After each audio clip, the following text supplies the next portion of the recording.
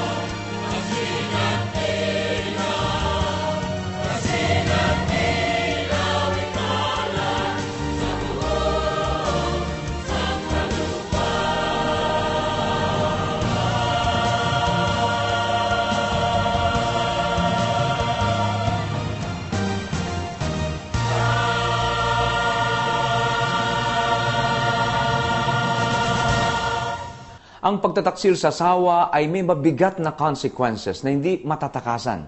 So be faithful to your spouse. Talakay natin ang paksang Keeping the Marriage Bed Clean. Amen. Sa komunidad na kinabibilangan natin, may mga inahangan tayong mga tao. Mga professional at nagmula sa maayos na pamilya. Tinitingala natin sila bilang isang mabuting tao, bilang isang mabuting asawa at mabuting ama o ina ng tahanan.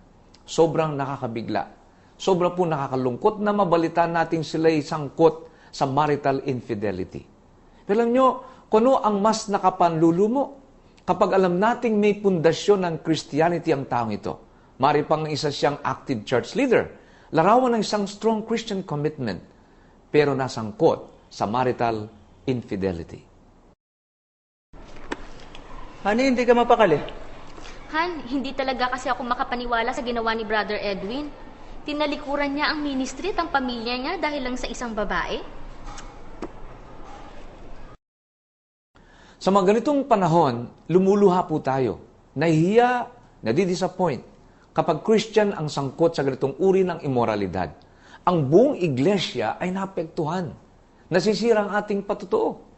Well, ano nga po ba ang principles na dapat sundin ng isang may asawa para pangalagaan ang kanyang marriage? Sa lahat ng mga may asawang nanonood po ngayon, intindihin po natin at seryosuhin po natin ang mga sumusunod na guidelines. Una po, magkaroon tayo ng commitment sa kabanalan at moralidad. Bagamat ang sentro ng grace-oriented ministry ay pagpapatawad, napakalaga pa rin pong ang issue po ng morality. Kung minsan kasi kinakasangkapan po natin yung forgiveness. Ay, patatawarin naman ako ng asawa ko. Di ba? At yun po inaabuso natin. O sige, magkita na ulit tayo mamaya. O sige, ingat ka. Bye-bye. Uy, pare. Tapos na yung pinapipirmahan mo dun sa loob. Tapos? Uy, sino naman yung kausap mo? Kakatapos lang ng sigalit niya ng misis mo Ikaw naman pare, parang di ka lalaki eh. Lahat naman nakikilala ko, hindi ko siniseryoso. Tsaka, okay na naman si Judy. Naku, pag nalaman na naman yan ng misis mo, yari ka na naman. Huwag kang mag-alala pre, mahal na mahal ako nun. Tsaka siguradong patatawarin ako nun. Alam nyo, hindi naman yung kawalan ng forgiveness ang issue dito. Kaya lang, tila inisip ng marami sa atin na ang forgiveness ay katulad ng pagbabalik ng lahat ng ating rights and privileges. Para bagang yung Luke 15, yung alibughang anak na dumating siya, kagad-agad isinuot yung singsing ng ama sa kanya, na parang walang nangyari, ganun kabilis. Well, harapin po natin ang reality. Kung nagkakasala ka sa asawa mo at pinatawad ka niya, hindi po ibig sabihin nun na makukuha mo agad ng buong-buo ang pagtitiwala niya. Na para bagang walang nangyari. May nangyari po, di ba? May damages na dinulot ang kasalanan. Pero tila pinibilis ng iba ang proseso. Gusto nilang takasan ng consequences ng kanilang pagkakasala. Kung minsan nga, sila pa ang may ganang magalit. Judy, umiyak ka na nun ba? Dahil naman ba ito kay Rina? Judy naman, nagpalit na akong SIM card. Nakipaghiwalay na ako sa kanya. Tapos nangako pa ako sa'yo na pupunta tayong marriage counselor bukas. Ano pa bang gusto mo? Pinatawad ka na ng asawa mo dahil mahal ka niya. At ayaw niyang tuluyan kayong masira, pero hindi ibig sabihin na hindi mo siya nasaktan. Nasaktan mo siya. Hindi ibig sabihin na hindi mo sinira ang pangakong siya lamang ang mamahalin mo. Sinira mo yung covenant. Sinira mo yung covenant mo sa Kanya, covenant mo sa Panginoon. So sa halip na puwersahin mo siyang maging masaya, tulungan mo siya along the way. At patunayang nagtatapat ka na sa Kanya. Yes, ganyan po talaga ang proseso. Susuyuin mo siya, liligawan mo siyang muli. Hindi pwedeng madaliin at dadaanin sa sindak. Alam nyo, isa sa mga utos sa marriage, kahit na hindi po kayo nagkakaroon pa ng malaking problema, sa marriage po dapat continuous po yung tinatawag nating courtship. Courtship should be there, di ba? Lalo tigit pa nga kapag kami nagawa po tayong mali sa asawa natin. Dapat lalo po tayong maglingkod sa Kanya. Dapat lalo nang ligawan po natin siya. Ngayon, kung ayaw nating pagdaanan ito, sundin natin yung guideline. Commit to holiness and moral purity. Di ba? Nais kong basahin sa inyo yung Hebrews, aklat po ng Hebreo, Kabanatang 13, talatang 4, ganito po ang ating mababasa. Maging marangal nawa sa lahat ang pag-aasawa at huwag nawang magkadungis ang higaan, sapagkat ang mga mapakipid at ang mga mapangalunya ay pawang ahatulan ng Diyos. Napakatindi po ng paalala ito sa atin. Alam nyo, ang marriage bed ay nagre-represent hindi lamang ng physical intimacy, kundi pati po yung emotional intimacy ng mag-asawa. So ang sinasabi sa verse na to, protektahan natin ang ating marriage. Huwag na huwag nating ibibigay sa iba ang intimacy na tanging sa asawa lang natin nakalaan. Ang tawag nga po dyan yung pong covenant na tungkol po sa kumot. Di ba? Yan po ay isang covenant na ito po ay dapat manatiling nasa sa atin. Na buong panahon ng inyong buhay, kayong dalawa ay nasa loob lamang ng kumot at hindi pwedeng may ibang tao doon. Sapagkat yun po ang inyong pinangako sa Panginoon. Actually, ipinangako natin ito sa isa't isa nung tayo ikinasal. Huwag sana nating baliin ang ating pangako. Sapagkat yan po ay hindi lang pangako natin sa isa, kundi pangako sa Diyos. Ikalawang guideline, tandaan natin na hindi tayo sobrang tatag o sobrang lakas para hindi mahulog sa pagkakasalang tulad nito, kundi tayo mag-iingat. Walang exempted sa pagkakasala. Dito po sa aklat ng Unang Korinto po, sulat ni Pablo, Kabanatang 10, ang talatan po ay 12. May paalala po sa ating lahat. Sabi rito ni Pablo, kaya't ang may akalang siya'y nakatayo, mag-ingat na baka mabuwal. Ang po ibig sabihin nito? Huwag natin sasabihin na, ay matatag ako, ay hindi ako magkakasala, o kahit anong gawin ko, hindi ako babagsak. Sabi ni Apostol Pablo, huwag po nating isipin yon sapagkat wala po talagang matatag sa atin. So, pwede po itong mangyari kahit kanino. Hindi nga ba't maging sa mga spiritual leaders na inisip natin parang pader na sa tatag. Ang pundasyon napakatindi, nakaransa po ng spiritual downfall. Nangyari po yan kay David. Alam natin yan. Idalangin natin na hindi mangyayari sa atin. Kaya ang ikatlong guideline, sikapin natin idagdag sa ating panampalataya ang kabutihang asal. Sa 2 Pedro 1:5, ating pong mababasa ang bahagi pong yan. Ang wika po sa atin ay ganito. O dahil din dito, sa pagkaragdag sa ganang inyo ng buong sikap, ay pamahagi ninyo sa inyong pananampalataya ang kagalingan, at sa kagalingan ay ang kaalaman. So di ko pinakikita po sa atin dito, yung kabutihang asal, yung makita po sa atin ang pagiging tunay na mananampalataya. Pagsikapan natin ito, gawin natin ang lahat ng ating makakaya para maging evidence sa buhay natin ang panampalatayang taglay po natin. Magpakahusay po tayo. Huwag sana nating hayaang madungisan ang bagong pagkataong ibinigay sa atin ng Diyos. Samantay po naroon sa church, sa community, sa tahanan, magpakahusay po tayo bilang Kristiyano. Pay attention to being faithful. No. Sa part naman ng asawang nasaktan, well, talagang napakasakit. Gaya nga ng nabanggit kanina, hindi pwedeng madaliin yung forgiveness na isa pong process na dapat mangyari sa buhay natin. Gaya ng hindi pwedeng madaliin ang healing process, di po ba? Kaya po tinawag na healing process kasi yung sugat po, hindi kagad-agad siya gumagaling. At dapat maintindihan po yan ng taong nakasakit. Pero isang napagandang bagay po ang nais kong bigyang pansin ninyo. Marital grace. Kapag ang biyaya ng Diyos ay papapasukin at i-appropriate natin sa ating marriage, nagiging madaling i-manage ang ating pagsasama. Makakatulong ito para yung haba ng panahon, para makarecover ay mapaiksi. Magagawa po ng Diyos yan kapag lumapit po tayo sa Kanya. So ask God for grace to help. Ang biyaya ay nagpapalaya, sumusuporta at nagre-restore ng dignidad ng isang tao. Totoong hindi natin malilimutan ang pangit na nangyari sa atin. Lalo, napakatindi po talaga niyan. Pero kung pakikilusin natin ang grace of God sa ating marriage, kaya nitong burahin ang sakit na naramdaman po natin. Marahil, maalala natin, pero binubura ang sakit. Diba? At magagawa po natin muling mahalin ang ating asawa without all the choking conditions. Sa Efeso Kabanatang 5:33 ay meron pong nakasulat ng wika po sa atin ay ganito. Efeso 5:33. Gayunman ay umibig naman ang bawat isa sa inyo sa kani-kanyang sariling asawa gaya ng sa kanyang sarili. At ang babae gumalang sa kanyang asawa.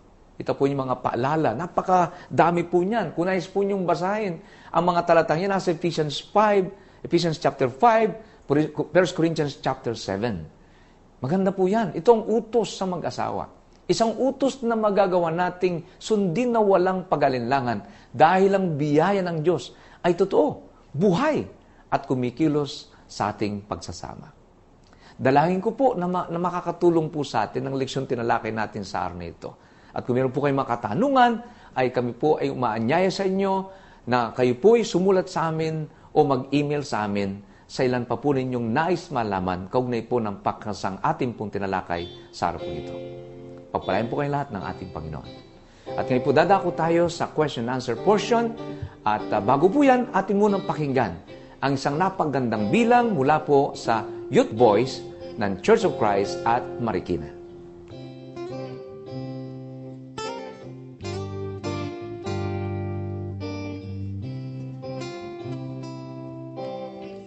Just a little while longer, I wanna pray. Can't get you off my mind, so I came to say thank you, Lord, just for loving me. Many times I do forget every need that you have met. Oh, thank you, Lord. I know you're showing me. Ooh, you are there when I am down and out. You're holding me. Your love is so amazing. Ooh, it changed me. 'Cause here I am with all I have. I raise my hands to worship you. I wanna say thank you. Ooh, thank you for everything, for who you are. You covered me, you touched my heart. I wanna say thank you.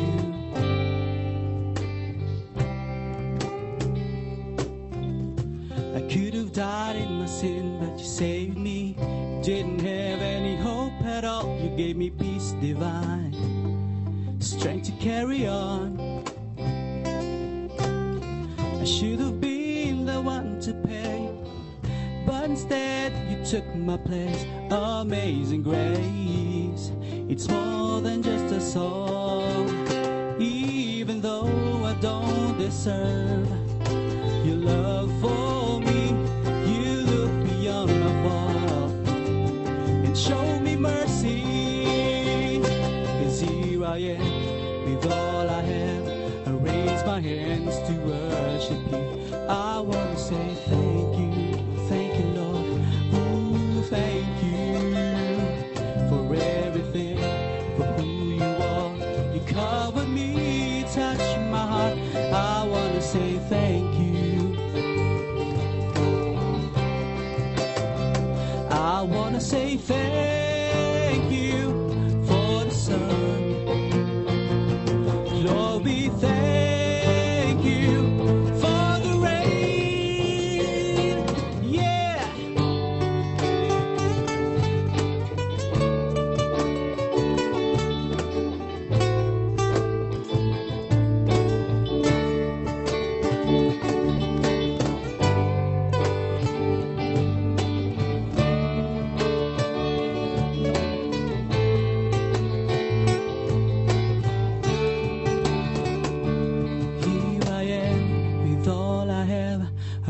raise my hands to worship you. I wanna say thank you. Ooh, thank you for everything, for who you are. You cover me, you touch my heart. I wanna say thank you. Ooh, thank you. Here I am with all I have. I raise my hands to worship you. I wanna say thank you, Lord.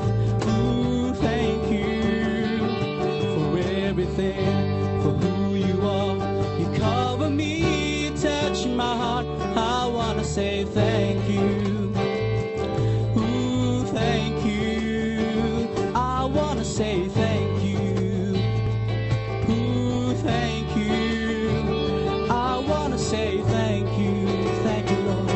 Ooh, thank you. Thank you.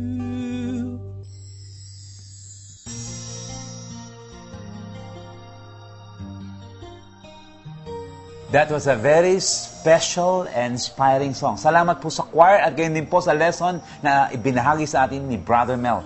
At muli po, nais po naming maglingkod sa pamamagitan ng segment na ito. Ang inyong pong host sa segment na ito, Brother Jonathan Orellasa. Brother Roger Miguel. At muli po, Brother Roger, ito po ang katanungan sa atin, medyo malupit, malungkot. Okay. At ang sabi nga po natin ay, pag-ibig masdan ang ginawa mo. Parang gano'n, ano?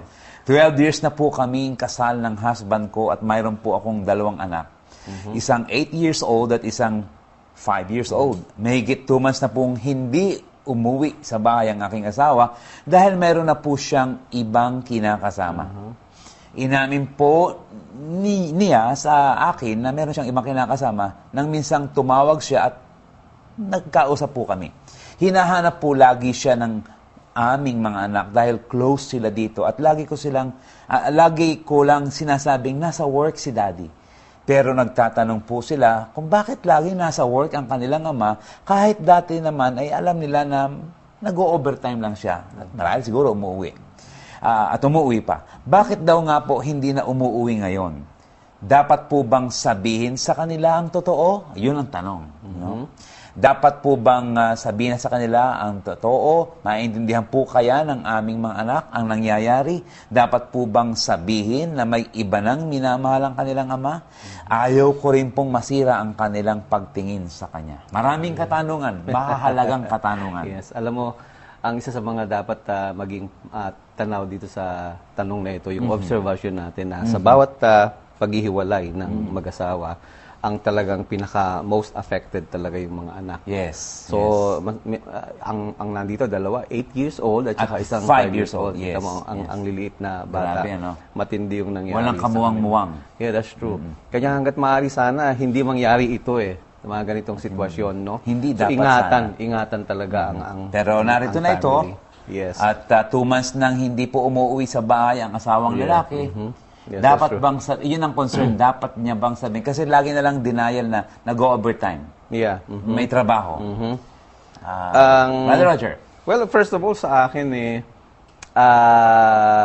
siguro pwede mong sabihin siguro in a very delikado kasi itong sitwasyon, so dapat maging maingat ka sa Correct. pagsasalita sa Correct. kanila. So just remembering 8 years old tsaka 5 years old, so maybe hindi nila ito masyadong maintindihan, so Okay. maybe pwede mong sabihin at sabihin ng maayos in such a way na ingatan mo yung sarili mo. Ang ibig ko sabihin kasi kadalasan sa mga ganitong sitwasyon yung galit. May galit ka May galit ka dun sa asawa mo Yeah, may baggage, no? Na That's pagkwento, may pananumbat, ang tatay nyo, napakasama. Kanya most probably magiging mahalata ito ng bata sa iyo na kadalasan ang masisisi mo yung asawa mo, ang may kasalanan. At napapasahan mo yung anak mo ng galit Yes. sa asawa mo. Sa akin dapat hindi ganon. Yun ang no? pag-iingat na sinasabi Yes. mo. Na dapat magiging very yung subtle ba? Ibang ibig ko sabihin. Dahan-dahan. Hayaan mong sila Unti-unti. paglaki, unti-unti nilang maintindihan, and then pagka pwede na nilang kausapin yung tatay nila, sila lang dapat mag-settle noon. Ibig sabihin kausapin nila ang tatay nila, bakit mo kami iniiwan? So sila na mismo ang pwedeng magtanong noon. Then, babayaan mo yung tatay ang mag-justify kung ano ang dahilan. So, sa iyo sasabihin na. Yes, pero sabi ko nga, hindi bigla. Dahil hindi nila maintindihan eh. Oo. So, hayaan yung mga bata na unawain yon hanggat sa finally maunawaan Can you nila. give a very concrete example paano pwedeng sabihin ng isang ina, ang tatay nyo? Pwede mag-start na sabihin, umalis yung daddy nyo, and for the meantime, ay hindi na muna ninyo makakasama. Marahil siguro. Alright? No? And then siguro, 2 months pa lang naman eh. Bakit, 2 months pa lang bakit, naman. Mami, bakit? No, Yun diba, ganon, ano? Bakit hindi natin makikita si daddy? Ay, yun ang isang, sabi ko nga, dito pupunta yung tinatawag Patient, na, loving, teaching, magandang paraan ng pagsasabi sa kanila. pagtuturo. Na, Yes, perhaps merong dahilan ng father ninyo, and maybe somehow, someday, pwede niyong tanungin sa kanya. may paunawa talaga. Yes, so ipapaunawa nyo. So hindi ko alam ang lahat ng dahilan. Somehow, paglaki nyo pwede siguro tanungin. At ang dapat ingatan talaga dito, yung mapasahan mo ng galit ang iyong anak. Yes, precisely. Yung pagka kasi na-share mo yung galit mo sa kanila, makikita nila, doon sila lalaki, nagiging accidental victim sila nung galit mo sa tatay nila. Okay.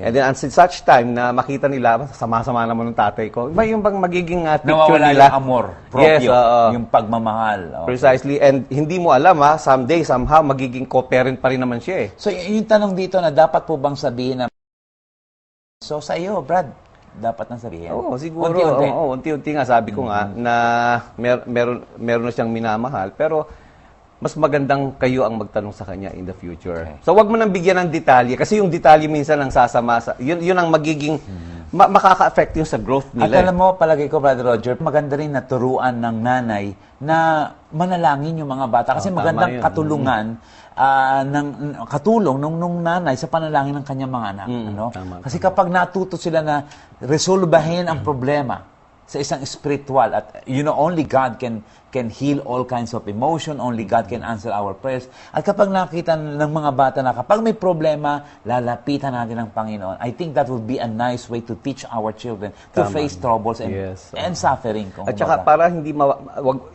i-work out pa rin ng nanay yung integridad pa rin. Kumbaga, kahit na nagkasala na yung father, at least yung karakter ay hindi masisira sa paningin ng mga bata.